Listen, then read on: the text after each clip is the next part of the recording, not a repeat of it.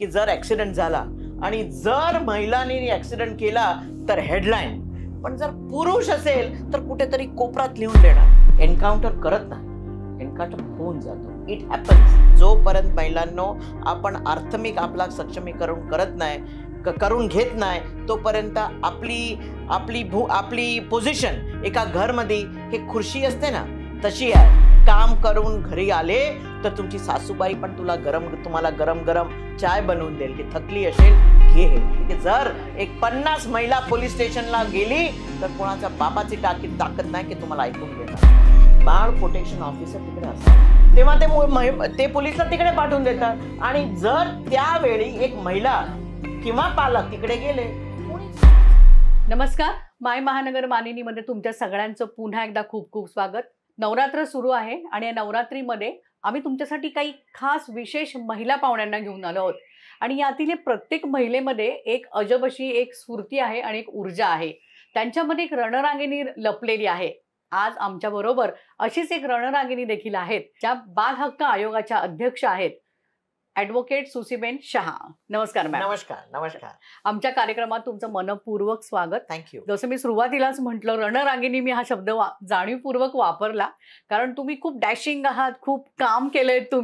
तुम्ही महिला आयोग देखील हँडल केलेला आहे. महिला आयोगाच्या देखील त्या अध्यक्ष होत्या आणि आता त्या बाल हक्क आयोगाच्या देखील अध्यक्ष आहेत. महिला आणि बालकांसाठी तुमचं विशेष योगदान आहे, त्यांच्यासाठी तुम्ही खूप कामं केलेली आहेत. मॅम, काय सांगाल आम्हाला या कामांबद्दल? तुमची सुरुवात कशी झाली आहे, म्हणजे समाजकार्य ते राजकारण आणि आता डायरेक्ट बाल हक्क आयोगाच्या अध्यक्ष? सगळ्यांना नमस्कार आणि नवरात्रीची हार्दिक शुभेच्छा. मी एकच सांगू इच्छिते की पुढचा जे 10 वर्षाचा डिकेड आहे, एक डिकेड जे आहे ते महिला सक्षमीकरणचं आहे. म्हणजे मी आवाहन करते की आपण तुम्ही सगळे श्रोताला की आपल्याला एक भूमिका समाजामध्ये घ्यायलाच पाहिजे. जोपर्यंत तो करत नाही, आपण सक्रिय सहभागी होत नाही, राजकीय असो सामाजिक असो, तोपर्यंत देश आणि दिशा पण नाही बदलणार. मी एक प्रियदर्शनी टॅक्सी सर्व्हिस मधून चालवते, महिलांनी चालवली टॅक्सी सर्व्हिस. मी एक स्त्री शक्ती केंद्र करून आमच्या ATG चॅरिटेबल ट्रस्ट आहे, त्या अंतर्गत आम्ही भरपूर महिलांना पेन्शन देतो. आणि मी भेटत असते 2-3 महिन्यामध्ये एकदा सगळ्यांना कसं चाललंय, काय चाललंय, एक डिस्कशन, एक सहभाग, एक भेट, एक संवेदनशील मुलाखत. तर त्याच्यामध्ये त्यांची मुली पण येतात, सुनबाई पण येतात. तर त्यांना मी भेटत असताना त्यांनी सांगितलं, सुशीबेन आम्हाला काहीतरी वेगळं करायचं आहे. पोळी बेळणं किंवा कॅन्डल बनवणं, धूपसडी बनवणं, फिनाईन बनवणं, ठीक आहे, इट इज गुड, पण काहीतरी आगळं वेगळं त्यांना करायचं होता. तर मी जरा त्यांना सांगितलं की तुम्हाला टॅक्सी चालवायची आवडेल, ड्रायव्हिंग करायचं आवडेल? तर ट्विंकल इन देअर आय एवढे खुश झाले की सुसीबेन आम्ही नक्की करू. पण हा विचार कसा आला? एकतर महिला आणि त्याही ड्रायव्हिंग, म्हणजे हे गणित काही जमत नाही बऱ्याच जण. 23 वर्षापासून चालवते. कारण महिला चांगल्या ड्रायव्हर, महिला की पुरुष ते खराब ड्रायव्हर आहे. तुम्ही जर बघितलं ताई की जर ऍक्सिडेंट झाला आणि जर महिलांनी ऍक्सिडेंट केला तर हेडलाईन, पण जर पुरुष असेल तर कुठेतरी कोपरात लिहून देणार. का बरं? हे बरोबर आहे. महिला ड्रायव्हर पण एवढीच सक्षम आहे. खराब ड्रायव्हर दोघीकडे असतात, पण I drive for the past 25 years. मला नाही वाटत. आणि आमची महिला, प्रियदर्शनीची महिला बघा किती सुंदर गाडी चालवतात. तर हे सांगत असताना मी एक प्रोग्राम कॉइन केला. जसं मी सांगितलं, महिलांना शिकवायचं होतं. आता 10,000 रुपये झाले ट्रेनिंगच्या 3 मंथसाठी. मी तुम्हाला सांगते ताई, एकही कुटुंब पुढे नाही आला की ठीक आहे आमची मुलीला शिकायचे आहे तर आम्ही 10,000 रुपये देऊ. बिकॉज 3 मंथ ट्रेनिंग, हात सफाई, सहेली सिस्टम. तर मला वाटलं की आता हे मला प्रकल्प सोडायचा नाही आहे, माझ्या इनिशिएटिव्ह बंद नाही करायचं आहे. त्याच्यामुळे आम्ही एक ग्रांट घेतली. स्त्री शक्ती केंद्र ATG चॅरिटेबल ट्रस्ट आहेत, टाटानी, रोटरीनी आम्हाला मदत केली आणि आम्ही महिलांना चालू केलं. दुसरी एक मी गोष्ट सांगू इच्छिते की माझा केव्हा असं विषय नव्हता की मला टॅक्सी सर्व्हिस मध्ये घुसायचा आहे किंवा I should make a business out of it. पण झालं असं की आम्ही सगळ्यांना ट्रेनिंग शिकवली, टाटा गाडी पण दिली, आम्ही कॉल सेंटर स्थापित केला. तर आणि चालला 1 महिनाभर सगळं व्यवस्थित. 1 महिन्यानंतर माझे कॉल फेल व्हायला सुरुवात केली. बाई हे काय कॉल कसे काय फेल होत आहेत? तर मला कळलं की आमची महिलांच्या घरी जेव्हा गाडी घेऊन जातात तर कोणतरी भाई त्याचा पती गाडी घेऊन लंपास होतात. अरे बाप. आणि महिला मला सांगतात, सुशीबेन आता एका गाडीसाठी आम्ही लढू शकत नाही घरामध्ये. तेव्हा that's of the birth of Priyadarshini taxi service. मी एक बिझनेस वुमन आहे आणि सगळे माझे डिव्हिडंड्स मी ह्या एक प्रकल्प मध्ये टाकला, प्रियदर्शनी टॅक्सी सर्व्हिस. आणि आम्ही पुढे गेलो. Today we are 50 women driving on the road. आमची एक संपूर्ण तशी तुमचं महिला सगळं कंपनी आता प्रियदर्शनी जे टॅक्सी सर्व्हिस आहे जी महिलांसाठी आपली, ती मला वाटतं आपलं एअरपोर्टच्या एअरपोर्टच्या आणि कॉर्पोरेट कॉर्पोरेट मध्ये. मध्ये. पण आम्ही 50 ड्रायव्हर, सगळी महिला directors, we are a staff of अरे वा. 75 आणि सगळे आम्ही एकत्र काम करत आहोत. म्हणजे हे म्हणणं की 5 महिला एकत्र आले की सगळं विखवाद होता, अगदी चुकीचा. आता तुमच्या ह्या टॅक्सीचं सध्या टॅक्सी सर्व्हिस जोरदार सुरू आहे. भविष्यामध्ये काही पिंक रिक्षा ऑटो वगैरे हो, आहे तर का? मी त्या दिवशीच संपर्क केला होता आणि बोलणं पण झालं होतं आमच्या आदितीताई तटकरे म्हणून. सी, आपण जेव्हा ट्रेनिंग देतो, ठीक आहे, ट्रेनिंग आपण फ्री करू शकतो, पण जेव्हा आपण गाडी असो, रिक्षा असो, आपल्याला इन्व्हेस्टमेंट करावी लागते. तर बिझनेस पाहिजे, त्याच्यासाठी परमिट पाहिजे. म्हणजे जोपर्यंत महिलांसाठी तुम्ही परमिट इश्यू करत नाही, स्पेशल परमिट, तोपर्यंत ट्रेनिंग देऊन काय फायदा. बरोबर. पण आता अडचण कुठे येते मग? सगळ्याच महिला परमिट आदिती ताईच आहेत आपल्या, आम्ही तुम्ही पण जिंकून आहे. येऊ. आता आचारसंहिता लागेल, आमची सरकार होऊ द्या महायुतीची. आपल्याला सीएम साहेबांच्या, एकनाथरावजी शिंदे साहेबांना परत एकदा चीफ मिनिस्टर होऊन द्या. बघा आम्ही कशी नक्की, पिंक नक्की, रिक्षा चालू नक्की. करतो. खूप छान होईल. म्हणजे आम्हा महिलांना पण आम्ही पण खूप रिलॅक्स होऊन जाऊ. खूप ऍब्सोल्युटली छान होऊन जाईल ते. तुमचं हे काम तर आहे, महिलांसाठी तर भरपूरच योगदान आहे, सगळ्या गोष्टी आहेत. बालकांसाठी देखील तुम्ही खूप मोठ्या प्रमाणावर काम करत आहात. आता तर तुम्ही बाल हक्क आयोगाच्या अध्यक्षा देखील आहात. पण सुचिताई, दुसरीकडे आपण बघतोय की एकीकडे नवरात्र साजरी होतीये, दुसरीकडे नवरात्रीच्या दिवसांमध्ये आपण मुलींची पूजा हे देखील करतो, 9 मुलींची पूजा करतो, कारण ते देवीच्या स्वरूप म्हणून करतो. पण दुसरीकडे बालिकांवरती अत्याचार फार भयानक होत आहेत. ह्या अत्याचाराच्या घटना जेव्हा वाढत आहेत किंवा वाढतायत, कायदा कुठेतरी कमी पडतोय का, असं वाटतं? खरं आहे तुमचं की खरोखर जेव्हा मी बाल हक्क आयोग मध्ये हिअरिंग घेत असते, म्हणजे मी एवढी डिप्रेस होऊन घरी येते की आपण कुठे चाललो आहोत, आपला समाज कुठे चालला आहे. मला सोनिका म्हणत होते की सुशीबेन आता असं झालंय की आम्हाला मुलांना शाळामध्ये पाठवायचं का नाही? प्रश्न पडतो. माझा पुढचा प्रश्न मी तुमच्या माध्यमातून पालकांना आवाहन करते की जेव्हा आपण मुलींना किंवा आपल्या मुलांना शाळेमध्ये पाठवतो, तेव्हा तुम्ही तरी बघून घ्या की सीसीटीव्ही आहेत का नाही, बस कशी आहे, त्याच्यामध्ये कंडक्टर ते महिला आहेत का नाही, जर तिथे बाथरूम आहे तर तिथे दीदी जे म्हणतात त्यांना ते महिला आहेत का नाही, पोलीस व्हेरिफिकेशन झालं आहेत का नाही, पेरेंट्स टीचर पालकांची देखील ती एक जबाबदारी आहे. ऍब्सोल्युटली. पेरेंट टीचर असोसिएशन आहेत, म्हणजे ते कंपल्सरीज आहेत. तर त्याच्यामध्ये मंथली नको, ऍटलीस्ट क्वार्टरली तुम्ही इन्स्पेक्शन करू शकतात. जाब विचारा. जोपर्यंत आपण तो करत नाही तोपर्यंत. आणि हे म्हणणं की आता आम्ही मुलींना घरी बसवू, अगदी चुकीचं. एक सोशल, म्हणजे आपण जेव्हा समाजामध्ये वावरत असतो, सोशल स्किल पण असावी ना. बरोबर आहे. म्हणजे घरी बसून एक मुलगा एकटा पडणार, सोशल स्किल करू शकणार नाही. तर एक भाग हे झाला. कायदे भरपूर आहे, पॉक्सो आहे, जे आहे. मी आता फडणवीस साहेबांना एक पत्र पण लिहिलेलं आहे की महिला आणि मुलं आपण 70% ऑफ द पॉप्युलेशन आहोत. जर तुम्ही अगदी बरोबर, राईट. तर आमच्यासाठी जशी क्राईम ब्रांच आहे, एक वेगळी प्रणाली पोलीस प्रशासन मध्ये, तशी महिलांसाठी हर एक पोलीस स्टेशन मध्ये, मुंबई असो इतर कुठेतरी तिथे एक बेंच असावी किंवा ऑफिस असावा. म्हणजे काय होते ताई, ट्रान्सफर पण त्याच्यामधूनच होते. बरोबर आहे. त्याच्यामुळे एक संवेदनाशील एक पोलीस फोर्स तयार होते. कारण जेव्हा तुम्ही पोलीस स्टेशनला जातात, ठीक आहे, एक प्रोटेक्शन ऑफिसर, बाळ प्रोटेक्शन ऑफिसर तिकडे असावा. पण कुठे लॉ अँड ऑर्डर सिच्युएशन झाली, कुठेतरी घरफोडी झाली, कुठेतरी व्हीआयपी मुवमेंट झालं, तेव्हा ते पोलिसला तिकडे पाठवून देतात. आणि जर त्यावेळी एक महिला किंवा पालक तिकडे गेले, कोणीच नाही. आणि म्हणजे कोणतरी दुसरा ऑफिसर होणार. बदलापूरमध्ये असंच झालं. बरोबर आहे. कुठेतरी ट्रेन फळी फार गरजेचं आहे. माझी डिमांड आहे आणि मी विनंती करेल फडणवीस साहेबांना, आमच्या सीएम साहेबांना, खेर परत सरकार येईल, ह्याच्यामध्ये महिलांसाठी आम्ही 70% आहोत आमचा हक्क हक्कच आहे, ते आम्हाला बरोबर. भेटायलाच पाहिजे.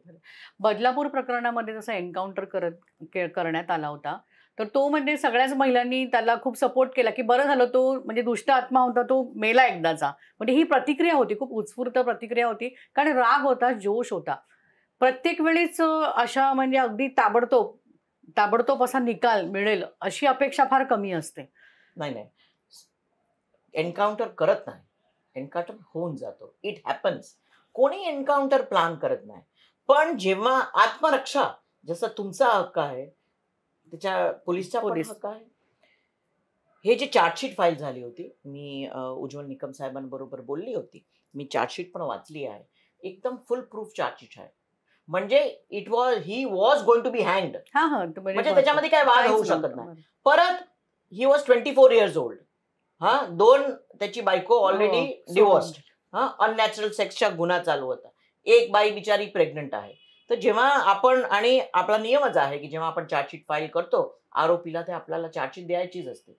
वाचत असताना त्याला असं वाटलं असेल की आता मला अजून माझी बदनामी होणार आणि पब्लिक ह्युमिलिएशन होणार, आणि त्याच्यामुळे कदाचित त्यांनी ते पिस्तूल किंवा गन काढायचा प्रयत्न केला असेल, अफरातफरी झाली असेल, लॉक खुलला असेल, बरोबर आहे. आणि त्याच्यामुळे ती घटना firing तशी झालं. घडली असेल. नाही असू शकतं म्हणजे बऱ्याच म्हणजे शक्यता आहेत. आपल्याला बेनिफिट ऑफ डाऊट पोलिसांना द्यायला पाहिजे असायला का? पाहिजे. नाही, की नाही पण आपल्याला असं वाटते म्हणजे आपण हे की बघितलं. अत्याचारीमुळे, अत्याचारीच्या हातामधून आपल्या पोलीस फोर्सचा बळी जावं, असं तर नाही नाही, वाटत ना. नाही म्हणजे माझं म्हणणं असं आहे, की जसा तो तिकडे पटकन झाला तो विषय तिथे संपला.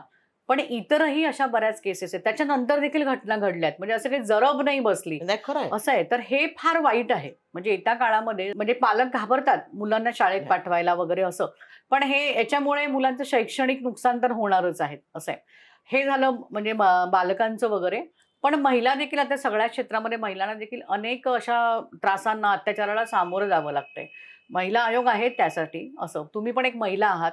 एवढ्या तुम्ही इतक्या मोठ्या पद्धतीने सगळ्या इतर महिलांचं सक्षमीकरण करतात. सगळ्या महिलांना तुम्ही काय संदेश द्याल? मी एकच सांगू इच्छिते माझी सगळी महिलांना, की आपण 50% आहोत. ठीक आहे. 8 करोड किंवा 9 करोड महाराष्ट्राच्या पॉप्युलेशन, आपण 4 करोड. जर माझ्या शेजारी कुणावरती अत्याचार होत असेल किंवा माझ्या ऑफिसमध्ये कुठे पण शाळामध्ये, तर आपण सगळे एकत्र येऊ शकतो.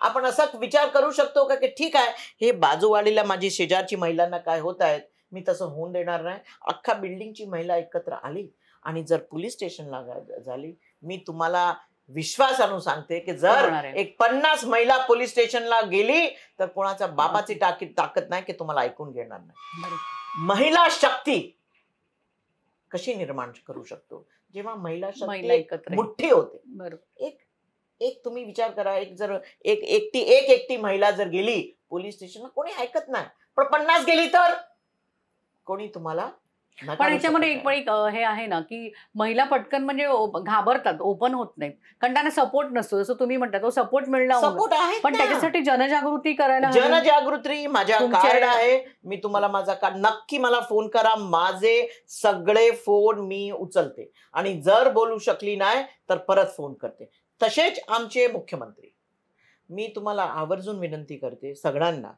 की पुढच्या दशक हे महिलांचा दशक आहे. रिझर्वेशन असो, सगळी स्कीम तुम्ही बघा, सगळी महिलांसाठी आहे. बरोबर. का बरं? कारण महायुती सरकारला महाशक्तीवर, स्त्री शक्तीवर विश्वास आहे. तर पुढे या, राजकीय सहभाग करा. कारण जोपर्यंत महिला सज्ज होत नाही राजकीय सहभागासाठी, पॉलिसी मेकिंगसाठी, धोरण ठरवण्यासाठी, तोपर्यंत काही होणार नाही. म्हणजे आपला मार्फत तुम्हाला पण मी आव्हान करते, नक्की पुढे या आणि राजकीय सहभाग घ्या. शिवसेनेमध्ये यायचं असेल तर तुमचं स्वागतच आहे. नक्की नक्की. पण कोणता पण पक्ष बरोबर. तुम्हाला जर, पण राजकीय सहभाग फार फार गरजेचा आहे. नक्की. मला असं विचारायचंय मॅम, आता राजकारणामध्ये यायचं म्हणजे त्याला धारिष्य लागतं. सामान्य महिला राजकारणात जायला खूप कचरतात. जसं फिल्म इंडस्ट्रीमध्ये काम करू नये म्हणतात महिलांनी, तसं राजकारणाबद्दल पण बोललं जातं. चुकीचं आहे ना. असं माझं म्हणून महिला इच्छा असून पण येऊ शकत नाहीत तुमचं बऱ्याच वेळा. सगळं भविष्य, देशाची पॉलिसी कोण ठरवते? Ministers, politicians.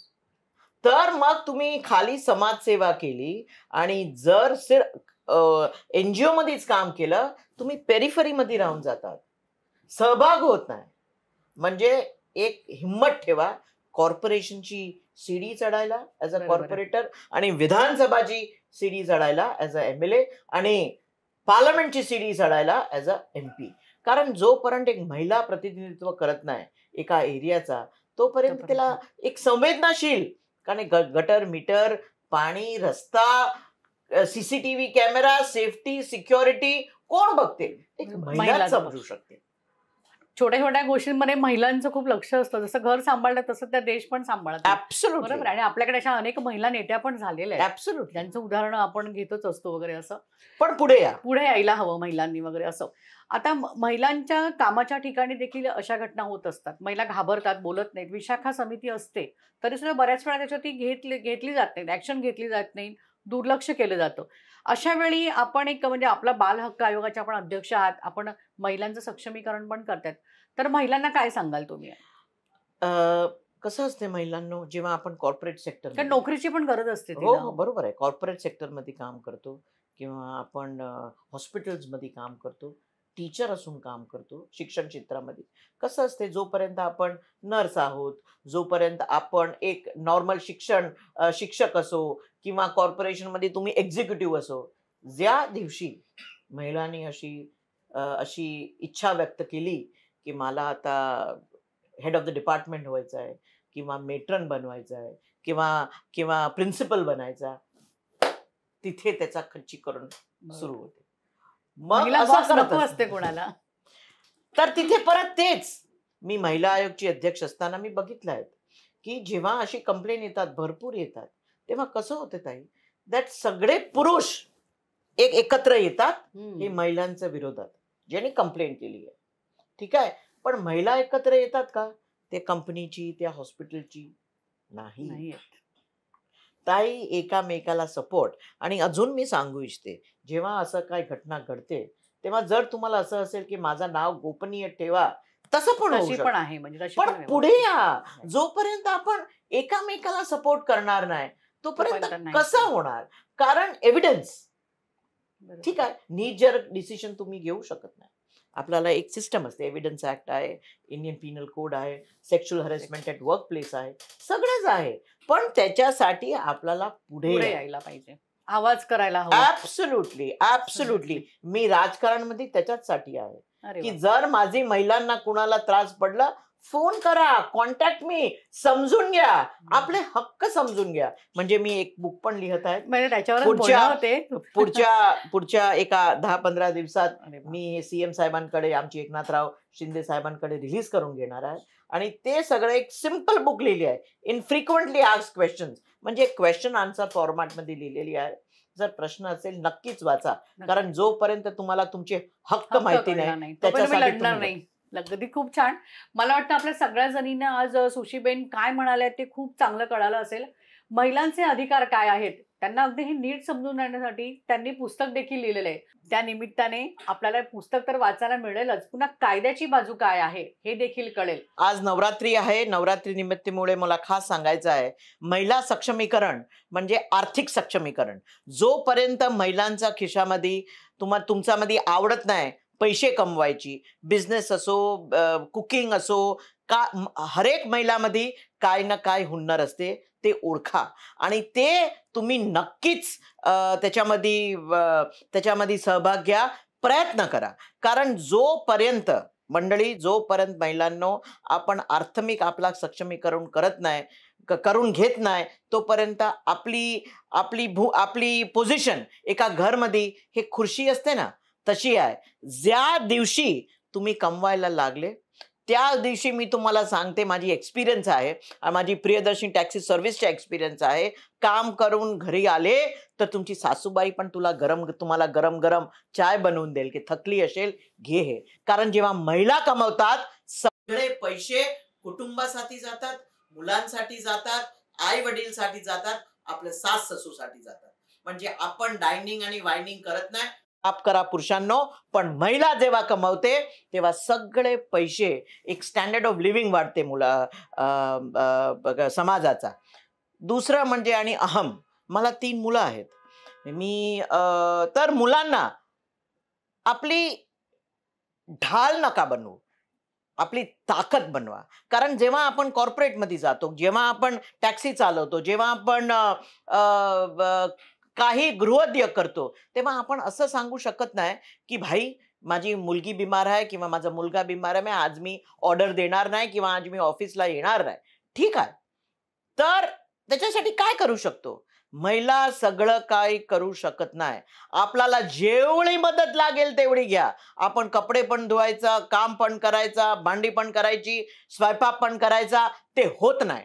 मदत घ्या, पुढे व्हा आणि खऱ्या मायन्यामध्ये महिला सक्षमीकरण करून घ्या.